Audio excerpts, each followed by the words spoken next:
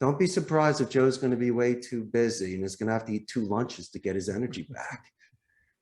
Yeah, it's, as far as, salespeople, we're always taught, get the lead, get the deal, get the appointment, and I'm like you, it's just kind of like, it's a process, you got to have the process in place.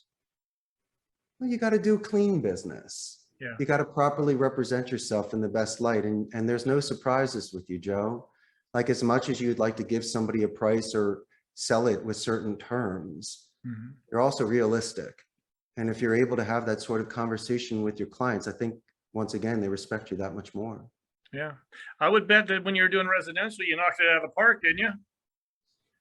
I sold a lot of sizzle. I said, unlike other people that are just boring you, I'm telling you, your house is great. Oh, I had the greatest phone calls with people. And you know what I got the most?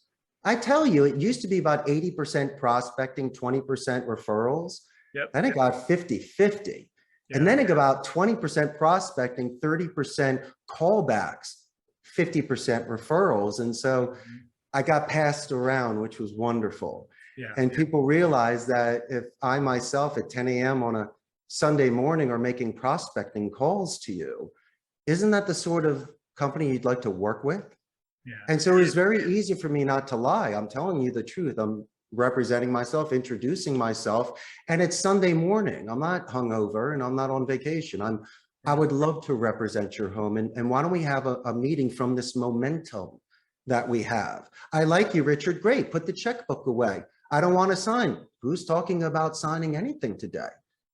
Since obviously we have a momentum and we both know each other's names, maybe the next step is to have Joe meet you, and then from an educated point of view, then make a decision. But you're going to love them, and it's being kind. It's being non-threatening. Yeah. And they realize that. And maybe, Joe, it's the way that you and I were raised by our parents and grandparents. We were taught to have certain manners and to respect other people's times. Yeah. And so by just taking that very simple common sense approach to my phone calls, I was not the real estate beast you thought I was. I was a very kind, non-threatening appointment setter for my older brother, who was the broker, or for my clients now that are in the United States that are doing their business. Yeah. So I was just the sell the sizzle, come into the tent. Yep. Greatest